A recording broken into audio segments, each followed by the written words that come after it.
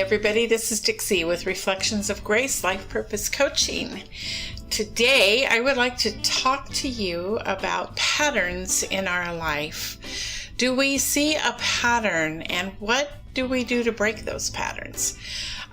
Recalling a recent conversation I had with one of my clients, his question was, how do I break this pattern in my life? I said to him, you have to step out of your comfort zone, that familiar, cozy place of dysfunction, and be willing to purposely change. Make new decisions. With his head down, looking up at me and a smile on his face, surely that should be easy, but I am afraid I will fail, he said. My question to him was, do you want to stay on this merry-go-round of failed relationships?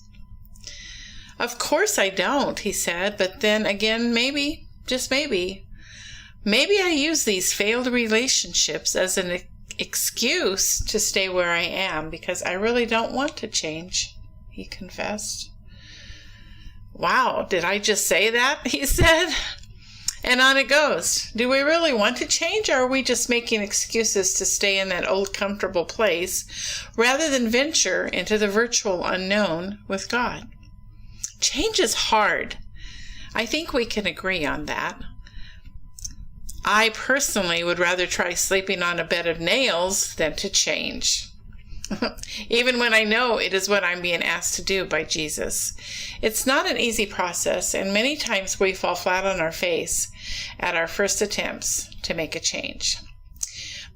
But when you're in the process of changing, sometimes you will fall back into old patterns, and sometimes you're going to lose your way and wonder why you're trying in the first place. So here's my reminder for you. Old stuff will come up. What matters is that you recognize them as old patterns. Patterns that, if not broken, you will live in the rest of your life. Before you let these patterns run you, and you let them run you blindly, but now it takes a quality decision to focus on your goal for change. Now that you see them, trust God to help you make that change. Ask Him to remind you when you start to fall back. Stuff will continue to come up. Old patterns die hard, and the enemy doesn't remove himself from us when he sees that we're letting light into those dark areas. But seriously, do you want to live in the same spot the rest of your life? Only you can change yourself. Only you can change your circumstances. God can be there and assist you and help you, but you still have to take that step and choose differently. Trust the King who made you to guide you and show you how to surrender that part of yourself that even you don't understand, and help you to change your choices. I believe in you. I believe in me. I've seen it happen. Most of us can agree that at some point in the day, we come up against a battle. The battle between what we know we truly want to do, what comes from our soul, which is our mind, will, and emotions, and what our weakness desires to do. This comes from our fears and our ego and our human flesh. It can be something simple that brings about this everyday struggle. An everyday struggle can be the choice to eat that delicious and healthy steamed veggies and fish, or eat the processed junk food. Or something perhaps more severe. Perhaps your everyday struggle is choosing that hit of the drug again versus going to that 12-step meeting. Or choosing between shining or hiding your truth out of fear.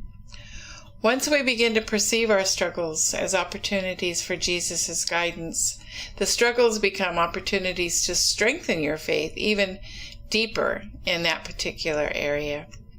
We all have an everyday struggle that we face.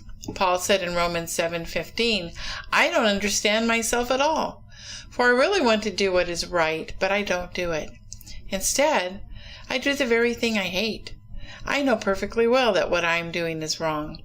I often find that I have the desire to do good, but not the power. Does this resonate with you? It does with me. How many times have you had the desire to do good, but felt you didn't have the power to do it? But we forget to go on reading, because in verse 23 it says, "But there is another power within me that is at war with my mind. This power makes me a slave to the sin that is still within me. Oh, what a miserable person I am. Who will free me from this life that is dominated by sin and death?" Thank God, the answer is in Jesus Christ, our Lord. So you see how it is in my mind. I really want to obey God's law, but because of my sinful nature, I am a slave to sin. On a day-to-day basis, we come up against those fears of, do I have the power to do this? I discovered through my own journey that when I comfort those fears with truth, the fears diminish and truth and courage rise. So what is that truth? Love is more powerful than fear. Always. When I struggle or an obstacle arises in our minds where the warfare takes place, I ask Jesus to give me the strength to deal with this obstacle and struggle through His power and not my own. Remember, it's His power, not our power. I ask Him to give me the words, the energy, the actions to do this with confidence and love and peace. Sometimes I'm instantly filled with that power and the revelation that I can lean into Him and He will be my strength and my guide in this journey of change. If you stop fighting it, another plus emerges. You begin to learn who you really are. A divine daughter, a precious son of the King of Kings, and He is the one who propels you to great heights in the Spirit. In accepting and remembering who we truly are, we allow our smallness to diminish and our greatness in Him to really come forth. Then you can step out in faith and in truth, not in fear and insecurity. Love does that. You need not do anything to prove your worth. You simply are worthy. How amazing is that? You don't need to do anything to prove your worth. You simply are worthy because of what Jesus did for you. In remembering these truths, you're filled with energy, confidence, purpose, and the strength to move through the struggle and the obstacle. You are filled with all the power you need to continue to be willing to choose what is good for you. Remember, you already have what you need. All the love you desire is within you through His power already. Feel it. Remember it. Move with it. All struggles are opportunities for you to practice remembering who you really are and how to step back from the wheel and turn it over to Him. Jesus, take the wheel. When you remember this truth, you are unstoppable. Miracles flow, and everything becomes a beautiful journey with deeper growth and joy. Then you can have the courage to step into change and know that He's not going to let you fall off that cliff. He's not going to let you fall. You may have to step off the faith before you see His arms, but He's always there. So today, remind yourself of who you really are.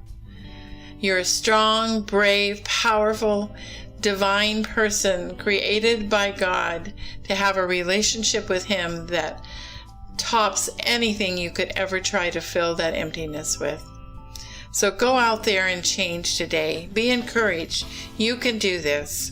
If you need life coaching to help you get there, I am certainly available. My website, reflectionsofgracehome.com.